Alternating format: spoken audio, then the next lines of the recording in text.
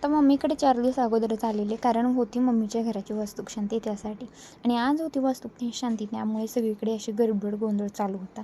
प्रत्येकजण आपलं आपलं काही ना काही काम करत होतं. इथे मंडपवाले आले होते, डेकोरेशनवाले आले होते, तेही त्यांचं काम करत होते.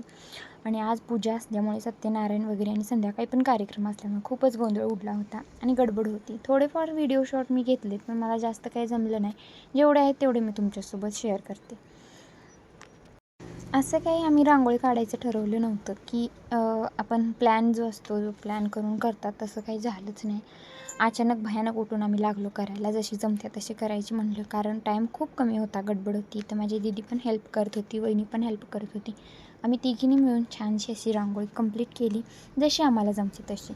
इकडे बामण वगैरे आले होते आणि त्यांनी मग काय पूजा स्टार्ट केली. मम्मी पप्पा पूजेला बसले होते. परत हवन पण होणार होता आणि खूप साऱ्या गोष्टी करायच्या होत्या. पूजा झाल्यानंतर त्यांनी गृहप्रवेशाचा कार्यक्रम घेतला. एकापाठोपाठ एक असे कार्यक्रम होतच होते.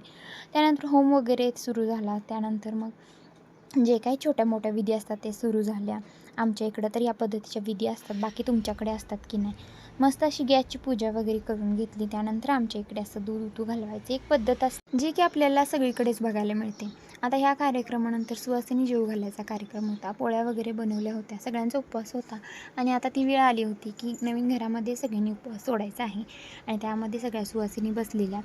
जेवण वगैरे सगळ्यांचं झालं. आता दिवसाचा तर कार्यक्रम एकापाठोपाठ सगळे झालेच होते, पण आता वेळ आली होती संध्याकाळच्या कार्यक्रमासाठी आणि त्यासाठी सगळी तयारी झालेली ऑलमोस्ट. मग संध्याकाळचा कार्यक्रम असा सुरू झाला.